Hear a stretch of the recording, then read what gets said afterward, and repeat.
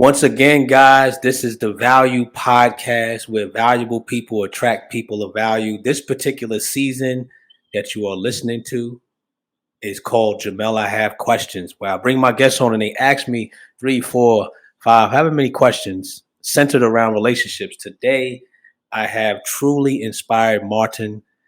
Everybody knows when I do this, I don't even like to introduce my guests. I let them introduce themselves because I don't want to mess nothing up. So let's go. I mean, it ain't really about nothing, but thank you so much for having me.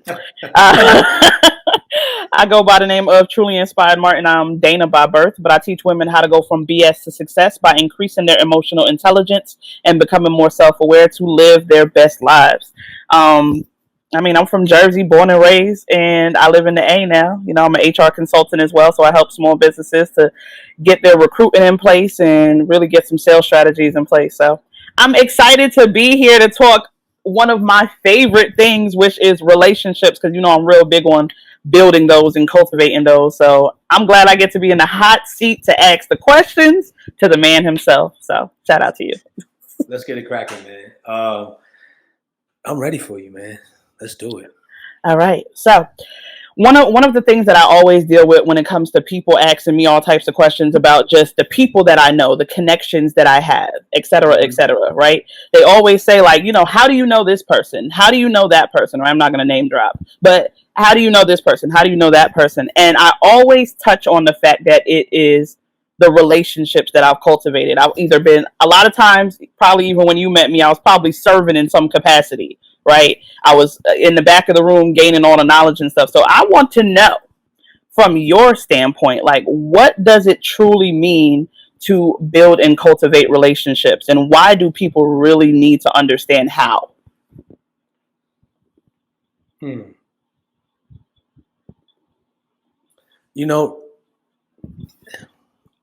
Of course, I mean, a lot of people don't know, but I do have a book called The Value of Relationships.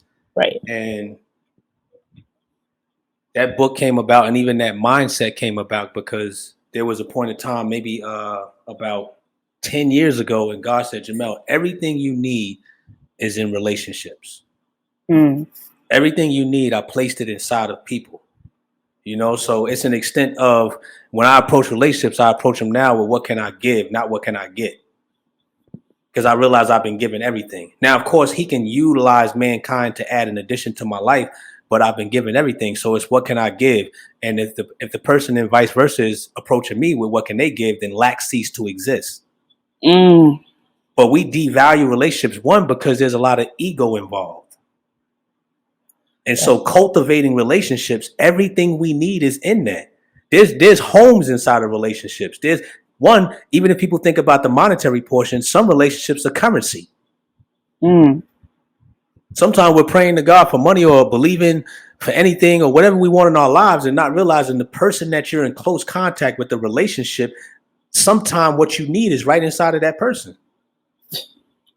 Well, but sometimes we devalue the relationship, like, oh, I don't want nothing to do with that person, because especially in our society today, we're so caught up on status quo and popularity that if it's not a popular person, then I won't appease to that, or I won't even cater to that. Not realizing the lady at Walmart that you just disrespected could have been the key to your new home. Hello. But we're not looking at it from that perspective or that lens. You see what I'm saying? Yeah. I value all the relationships now. I don't even put them on what should I say, on favoritism scales. Okay. Case in point. This right here, I value our relationship to the point that I was frustrated because, we had these technical difficulties, because I look at you just important as if I was about to do a conversation with P. Diddy. I'm using P. Diddy because I know a lot of people know him. Yeah, as a reference, right? Figure, and but that's how much I value relationships. I don't look at it like, oh, that's just Dana. No, why would I do that? I could be losing value right there. That's me devaluing her character and me losing something that could be cultivated in this very moment. And sometimes we miss the cultivation because we looking at people like, oh, that's just such and such. But your heart and your mind and you'll move faster when it's a different status to it. that shows that you really don't understand the value of relationships. That's a major key, and that's funny because that's something you're touching on. Something that I actually posted today. I was giving kind of tips on how to kind of use those transferable skills from your job to freelance yourself and utilize in a different capacity. And one of the things that I hit on was making sure that you build relationships from the bottom to the top. If you make it to the top to build that relationship, great. But stop forgetting about the people down here. Know the janitor, know the cleaning people. A lot of the clients I've gotten now have either been word of mouth, or some, like one of my past clients was somebody that I used to work with, and they weren't even necessarily in my department, but because Yeah. of the relationship that we built, because of I was always, personable, pleasant, always asking how are you doing, just the little things, listening to what happened with their kids and things of that nature, just controlling the atmosphere, the thing that we had that Yeah. turned into a sale years later. You know what I'm saying? Yeah. Like, that matters. Yeah. Listen, there's so much value. Even if we want to use that scenario, there's a lot of value in the janitor just as much as it is in the principal or the owner of the school. Because once again, sometimes in our society, not everybody viewing this point, we get caught up on the perspective of how the person looks. Yeah. Oh, that's just the janitor. That's just that dude. You know that dude over there or that woman over there mopping the floor. Right. No, you don't know. You don't even know who that is. You're just looking at an external view. You've seen those shows. This is a good example. The Undercover Boss. Yeah. You don't know who you're talking to. At You all. don't know who you're passing. You don't know who you're complimenting. And so sometimes it would be hard for us to cultivate these relationships when we're caught up on society's image of what we deem is a good relationship. Now, of course, there's some things we should take into place and some character considerations, but all in all, perspective shouldn't dictate the way you value someone automatically. That's major. Woo. Okay, so I'm about to firing off. Fire off. Wow. Pew, pew, pew.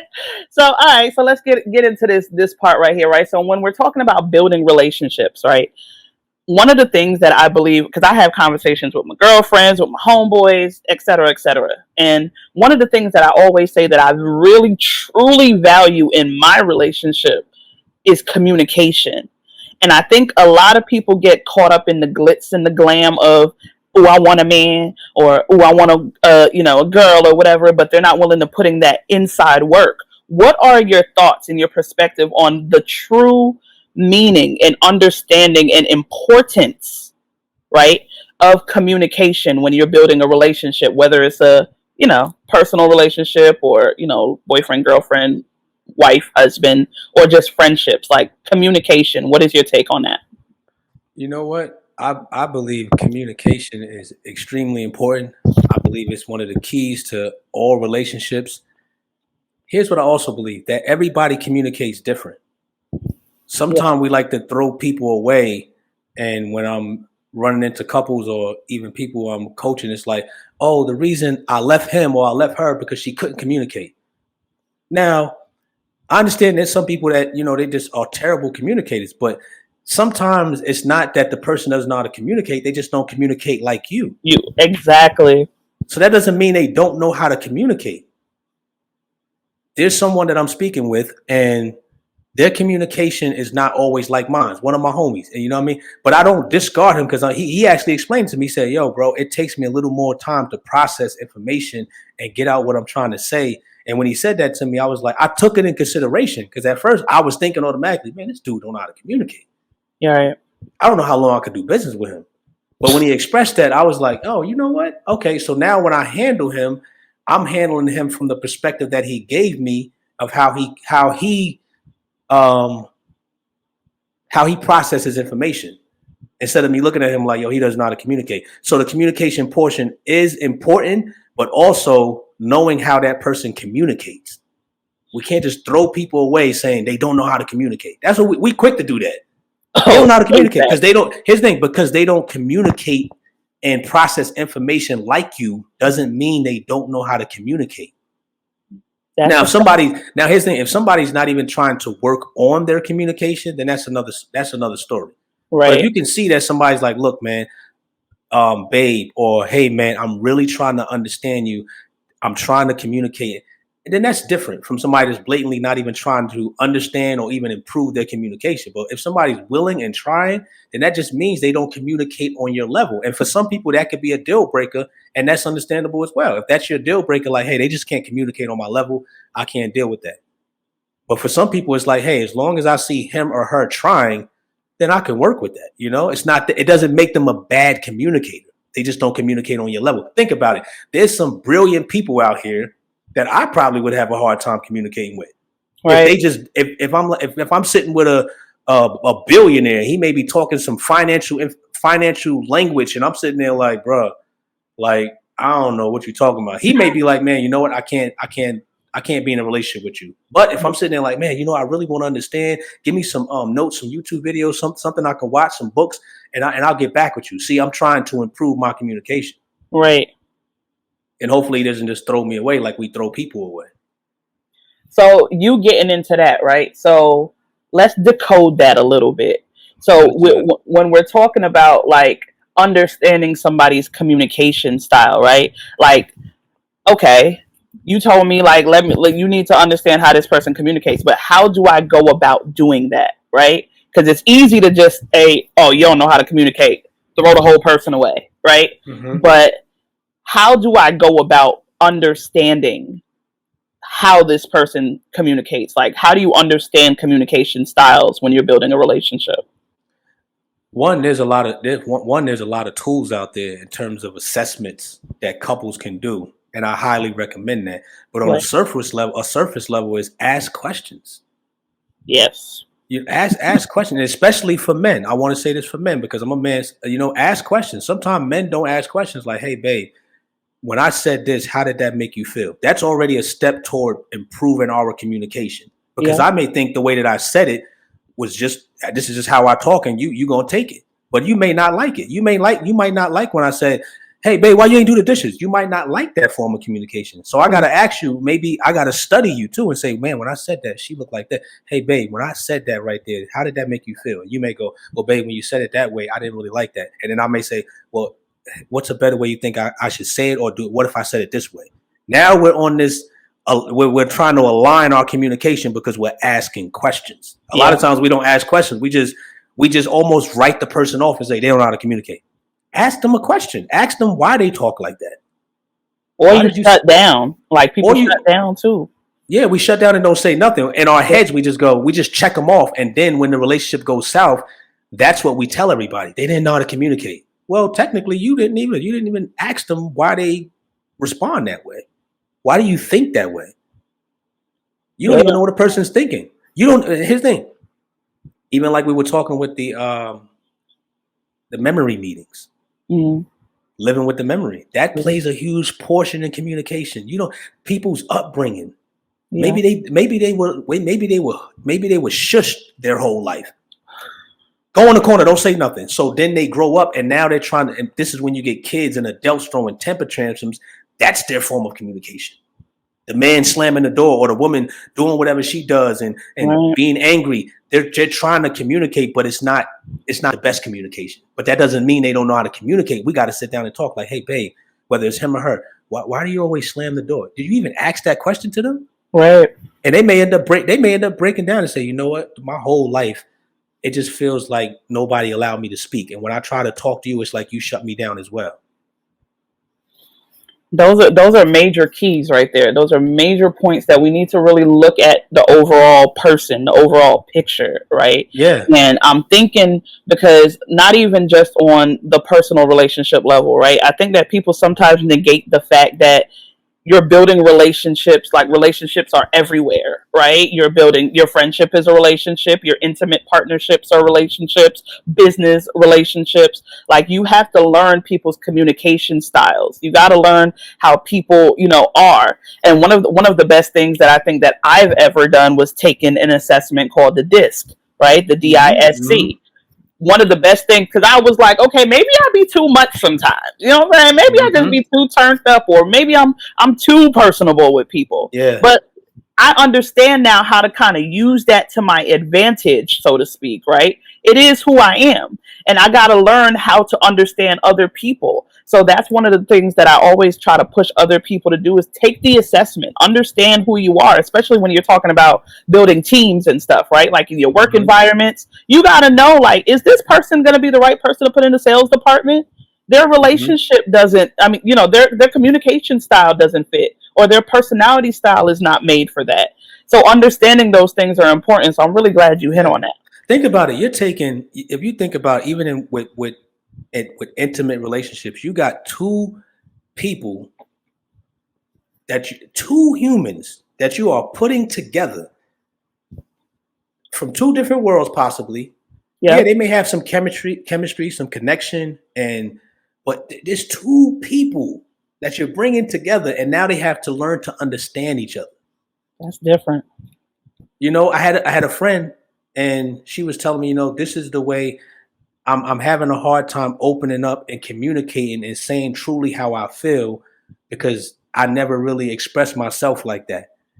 I took that into consideration though. It wasn't like, man, just because I open up or somebody I know open up or somebody I talk to knows how to open up, I can't hear you say that and go, man, you don't know how to open up. Or Right. even even if I don't say that, I can't have that attitude or heart towards that person. I gotta go, okay, well, when you're ready, I'll be listening. And Right. whatever form of communication you can use now, I'll take that form of communication. I'm not just gonna write you off like you don't know how to communicate. Because one, we write people off like that, and we could be throwing away everything else that comes with them. That's the truth. Yeah, they don't know how to. Let me say this, man. I'm gonna be an unorthodox relationship mechanic. I'm gonna keep using what God gave me to use, mechanic. Yeah, that person doesn't know how to communicate. What do you not know how to do? What if they look at your bad cooking just as the same? I'm just saying. See, we No, don't want I to mean, talk. I mean, we don't See, want to talk about that we though. don't want to talk about that. We just want to highlight the main thing that people always throw people away with is they don't know how to communicate. Well, you don't know how to cook. And this could be a man or woman. Oh, they don't know how to communicate. You don't know how to clean. Oh, they don't know how to communicate. You don't know how to do A, B, C, D, E. See what I'm saying? Yeah. Now, if the person's willing, then let's just work with this and let's build our communication. Maybe, like you said, the assessment, and I do offer the assessments for those that's listening and reviewing. Um, or you may have to, connect with some tutors and some counselors to say, hey, this is what's going on, and versus just immediately tossing the person away. Now, after you exhausted all of these type of resources and tactics, and the person's still not willing to improve, then you have to make a decision on what you want to do. Yeah. Yeah. You got it. You got to look if we keeping it 100, right?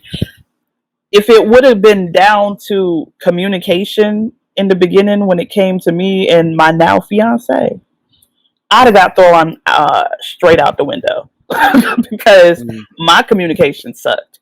All I knew was anger. All I yeah. knew was how to.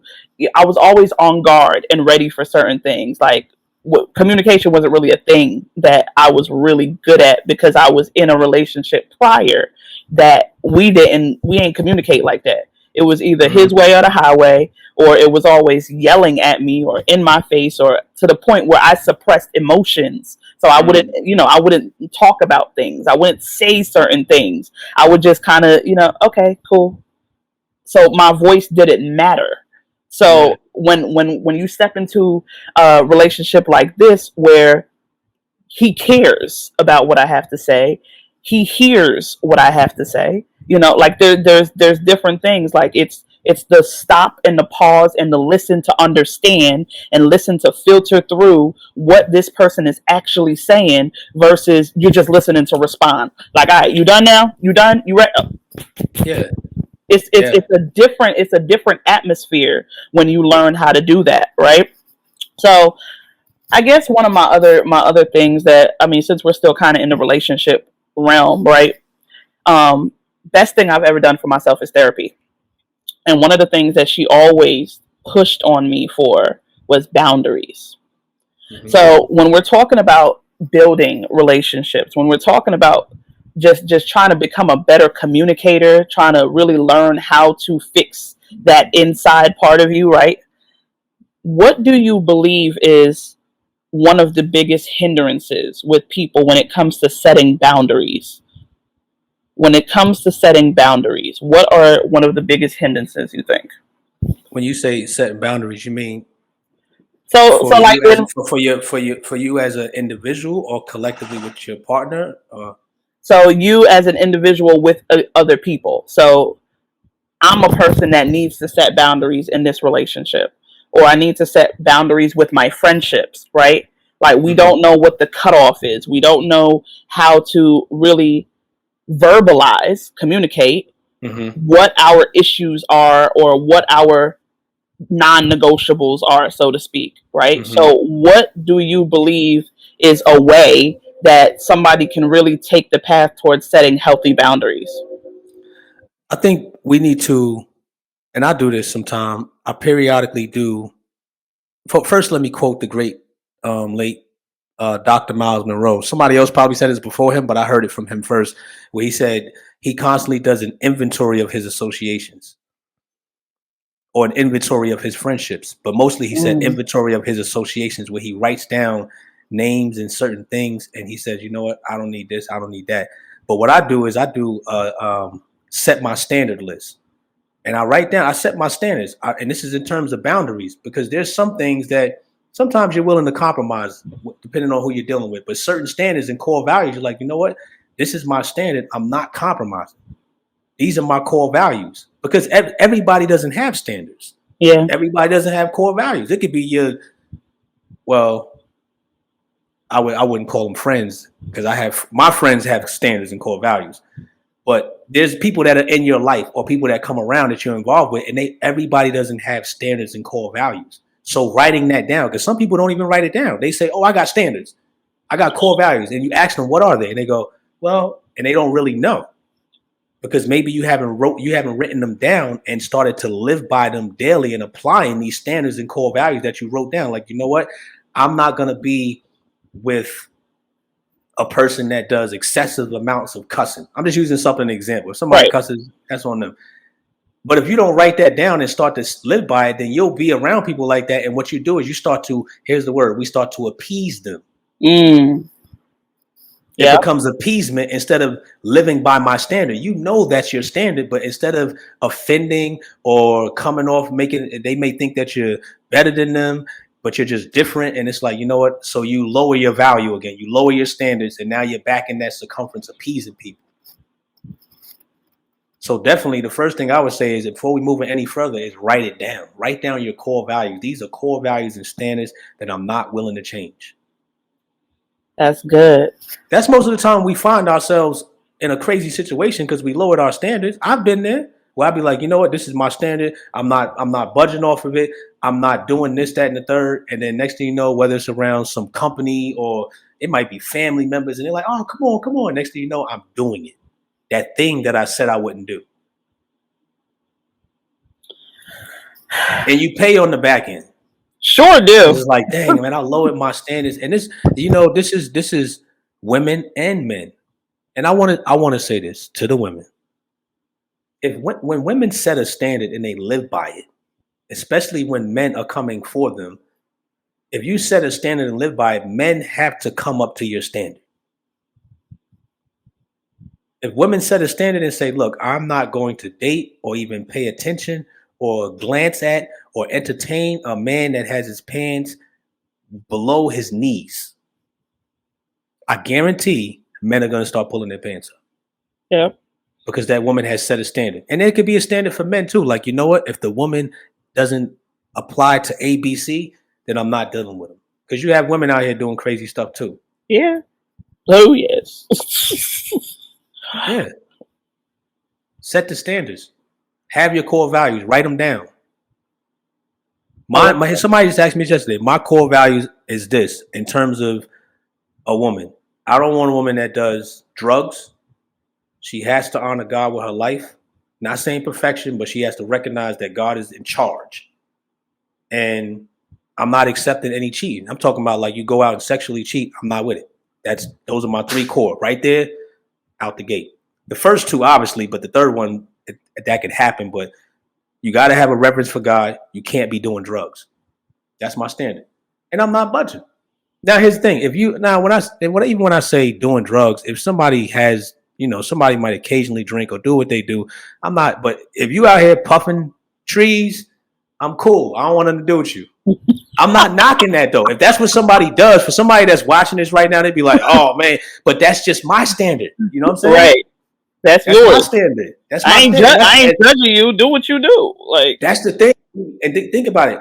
Maybe because society may press in on us, we'll lower our standards. Like me, I could go, that's my standard. And then everybody like, oh man, you being too hard. Oh man, you being too hard. Then I start thinking, I'll be like, you know what? Maybe I should be that maybe I hard. should just bend a And then I little bit. end up entertaining somebody who doesn't meet that standard in my life. And then, what ends up happening? We do that. And then we end up miserable, Resentful. and then we use words like this when all of a sudden when the relationship falls apart, people like, man, what happened, girl? Or man, what happened with that girl? Man, just they just didn't know how to communicate. Did you just use the word communicate? No, what you did was you lowered your standard, and now communication becomes the kickstand. You talking real heavy right now. Listen. So this is my last question. I'm gonna wrap it with this. So if you could think about a past relationship, past marriage, I know. No, I'm ready. If you just think back about anything in your past, right? What are 3 things that you wish you would have asked in the beginning before building the relationship? And 3 things that if you could, you would ask now to see what you could have done better. So 3 beginning. 3 things I would have asked. Okay, so many people who know me, and many people that are getting to know me, I'm transparent, so they know that I was married for 11 years and I'm divorced now for 3.5 years. So 3 questions I would have asked before I got married. Like in that entry phase, like in that entry phase. Maybe there was something I should have asked when I was trying to cultivate this relationship. Like, what are 3 of those things that you probably should have asked? I believe I would have asked, because I didn't ask this question, even when I think about it. Are you over the previous relationship that you were in? Are you over this person? Because I didn't ask that question. I was like really euphoria, like, wow. So right. I didn't even, and I wasn't as mature in my thinking as I am now. So I didn't ask, are you over the person that you were with? Are you over that person? That's simple, but also something that we forget so much. Yeah, sometimes we don't want to ask that question because we don't want the answer. We don't want the answer, and we so caught up in the googly eye of the situation, and we're like, I don't want to. It's starting off so hot. It's so great. I don't want to mess with right. Or like I said, we may not be as mature in our thinking in our communication to ask that question. And so that would be one that I would ask is, are you over the person that you were with prior to meeting me? Another one would be,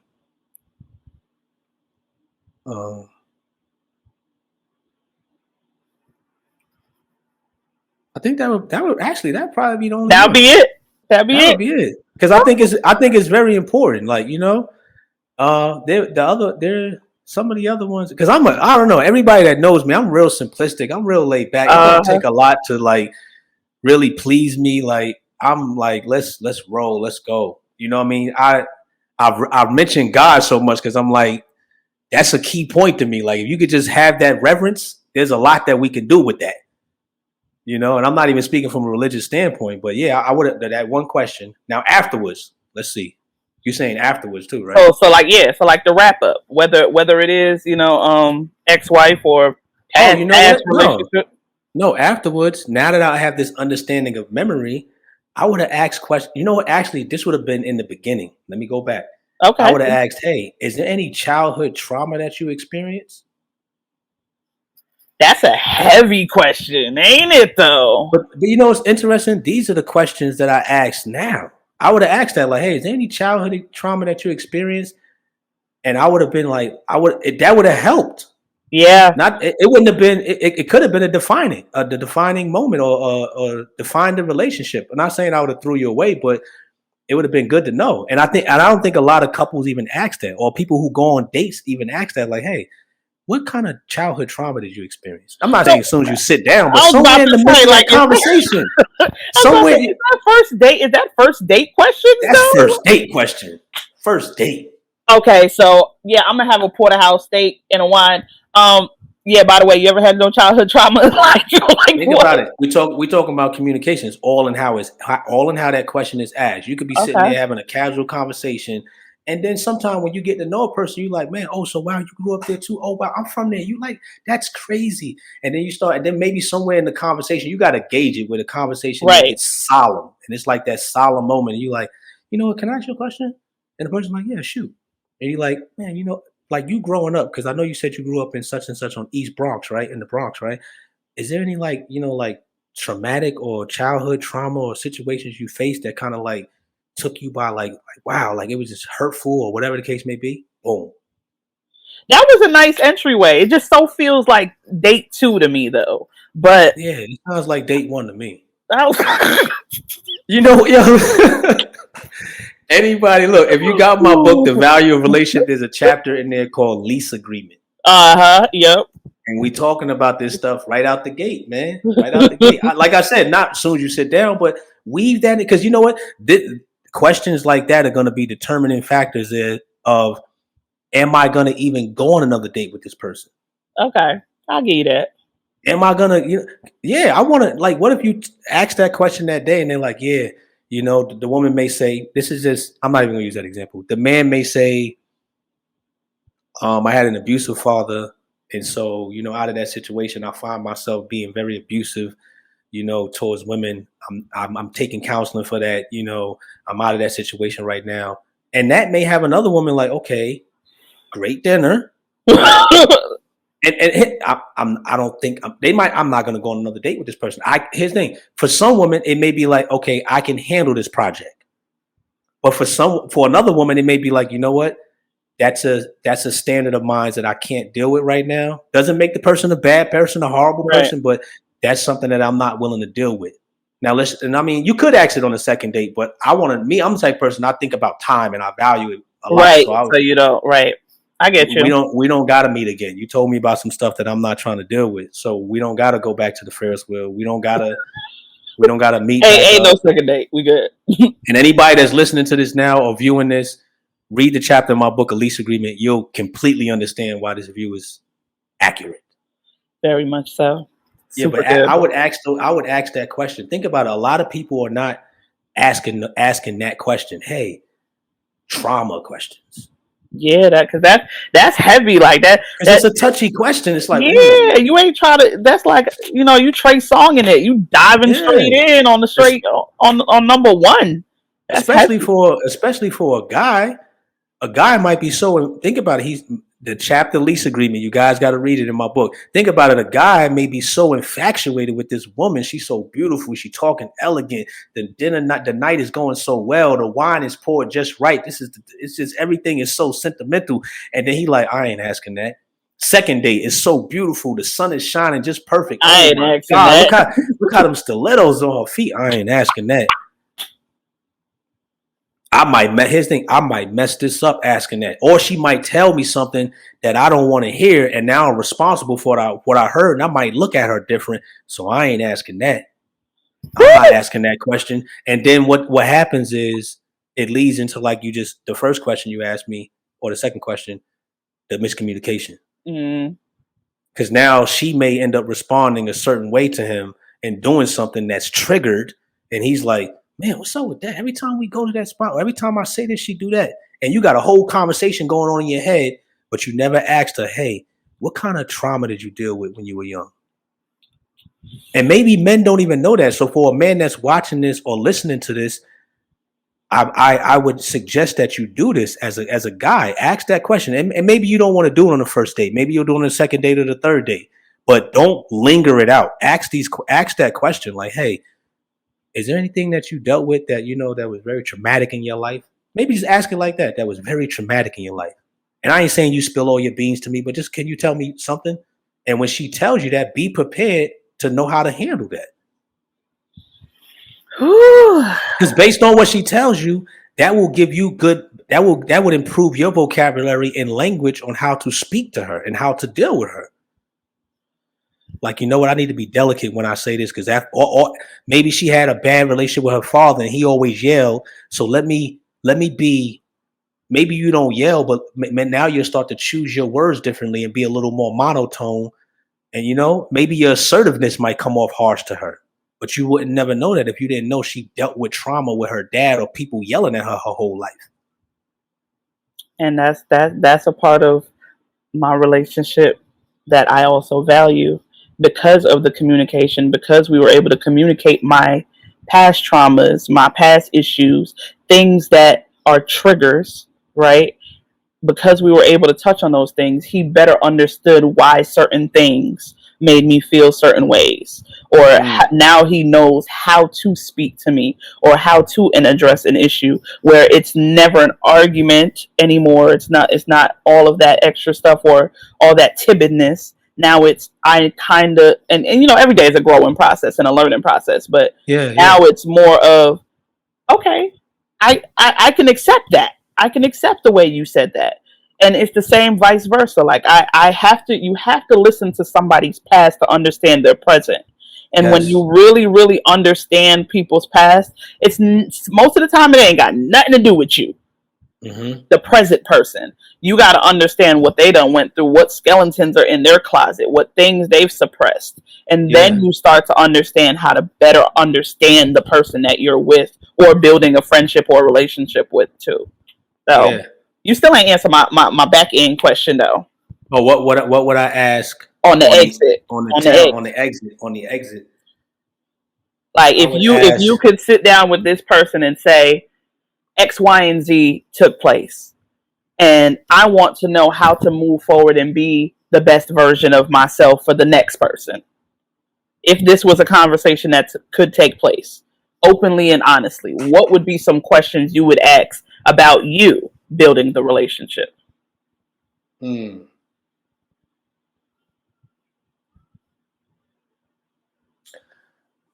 I would ask, and actually I did ask. This is my bad. This is where we're gonna after this we're gonna close this down. the doors are open. No, but my ex-wife, an amazing woman, to my daughter, amazing mom, amazing person. In no way do I ever be condemnatory towards her. But I did ask her, you know, one day I said, why did you step out? You know, like what was it? Like, what was it?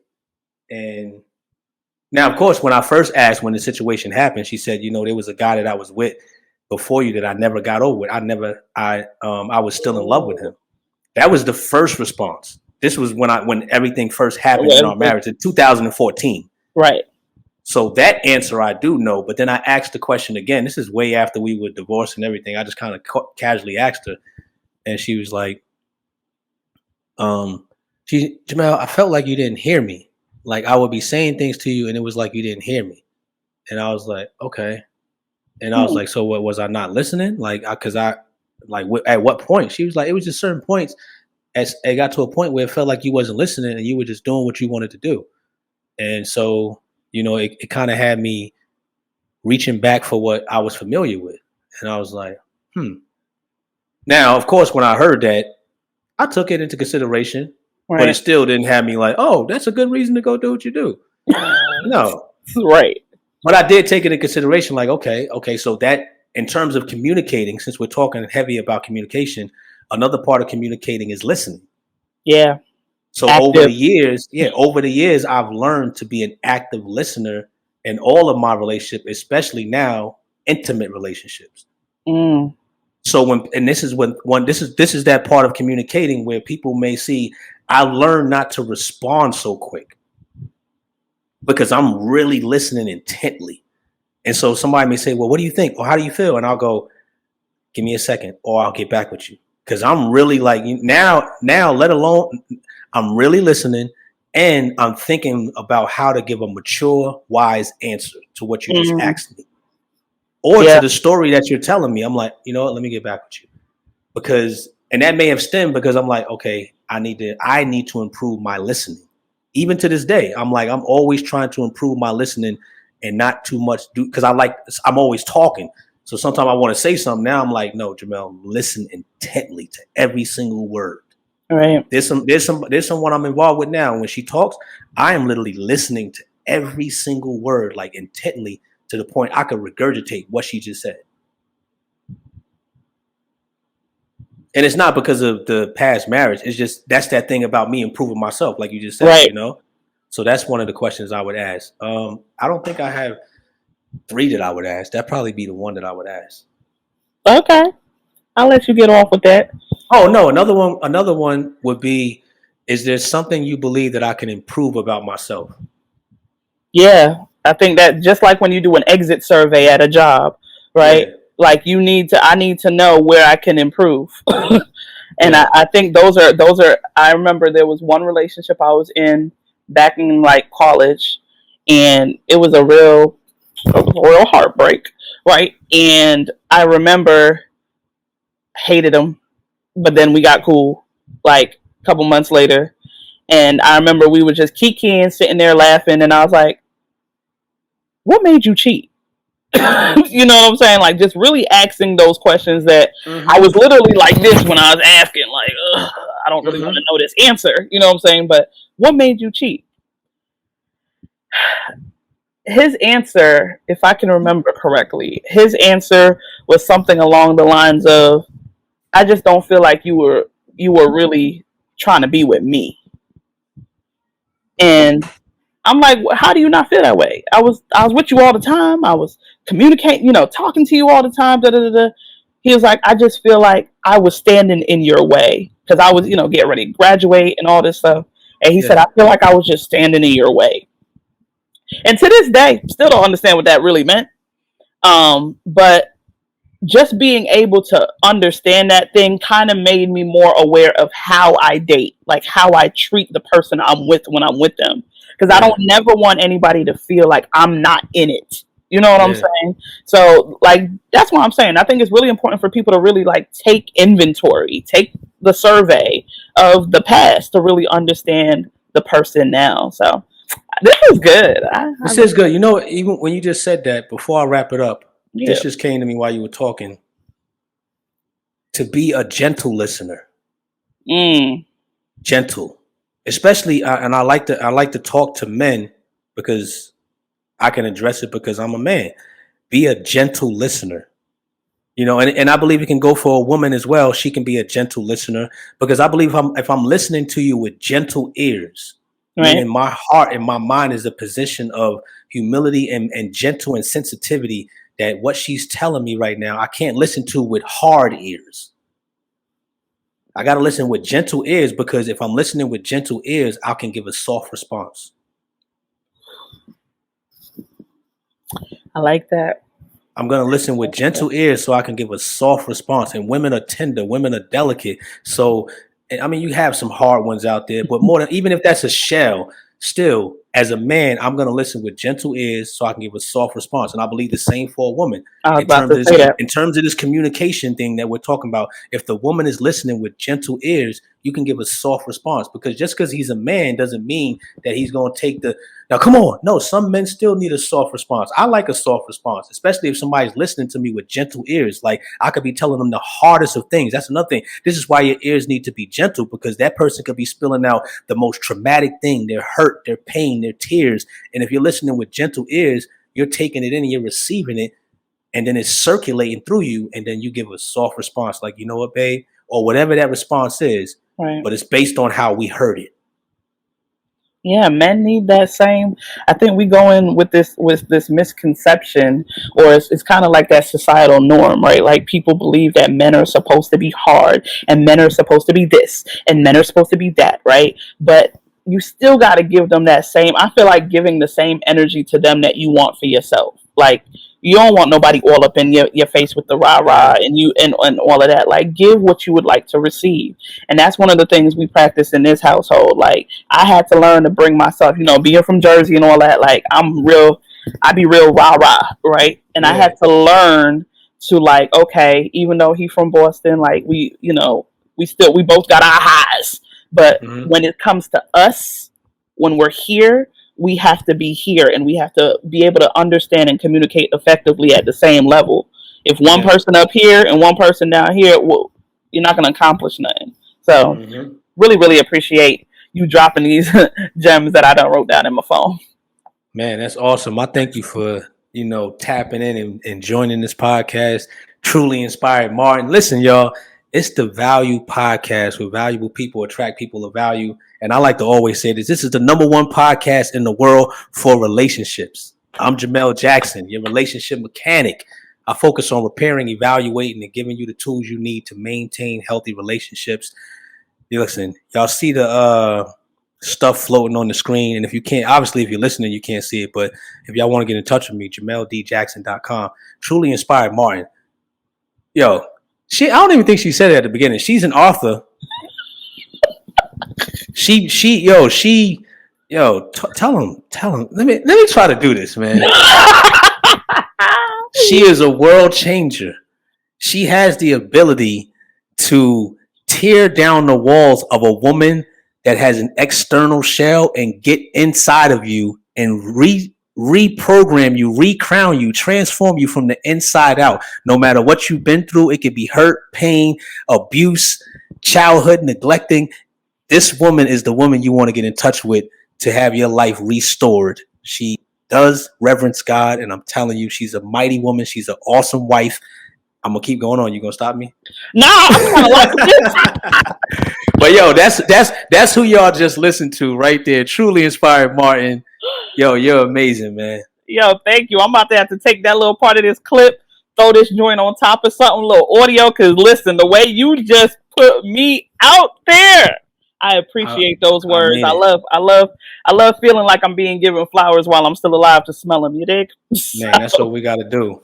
Listen, we over and out. I'll talk to you later, homie. Peace.